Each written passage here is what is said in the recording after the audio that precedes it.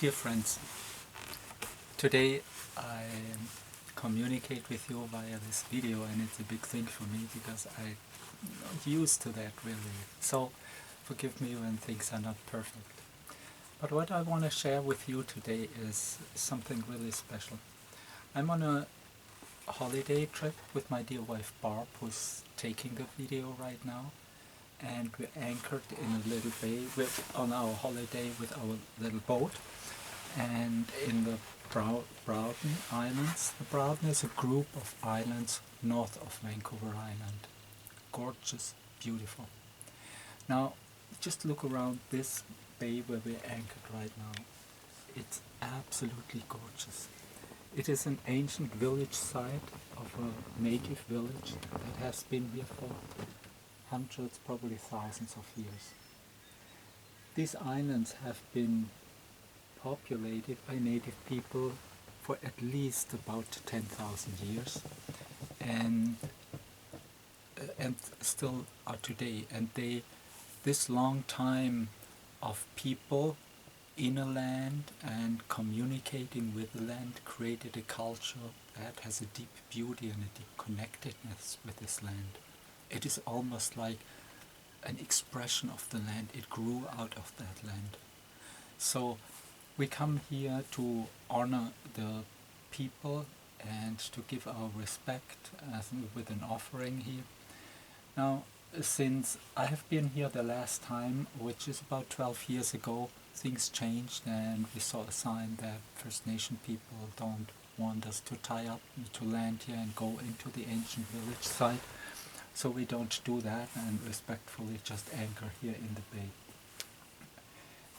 But in this village, what you see is, probably can see, there's one old frame of an old big house, which just a huge beams, huge cedar beams.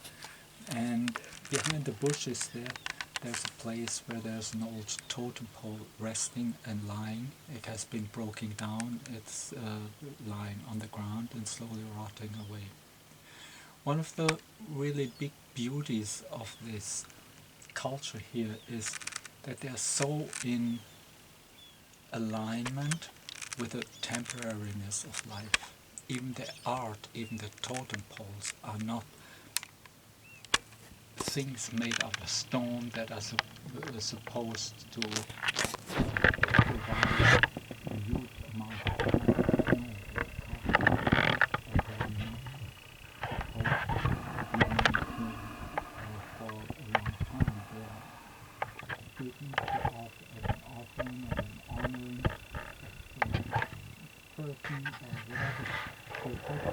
but then they are left and for the elements to take care of them. And Grandmother Earth does take care of them, and at a certain point they fall down and that's it, and they just rot away.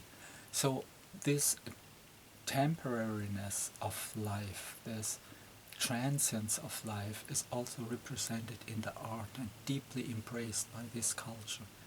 Whereas here on one hand in our Western culture we have had a kind of stone culture, at least where I come from in Germany.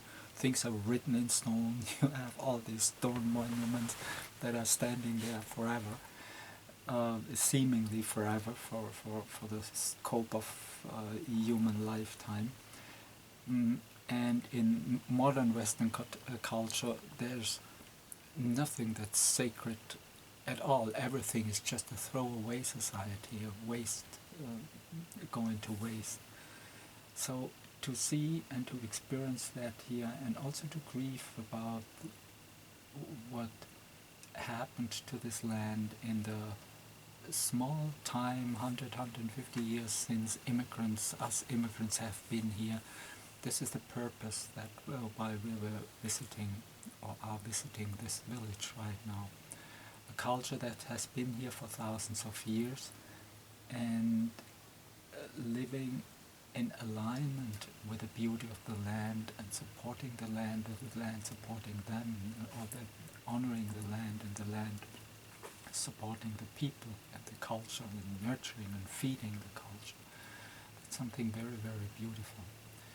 And for a long time there was a reciprocity, always giving thanks, and people did not take more than nature was able to give. Even the way they fished certain species, certain rockfish, for example, are easy to catch, but they take a long time to reproduce. Yeah, First Nations knew that, and they did not catch them.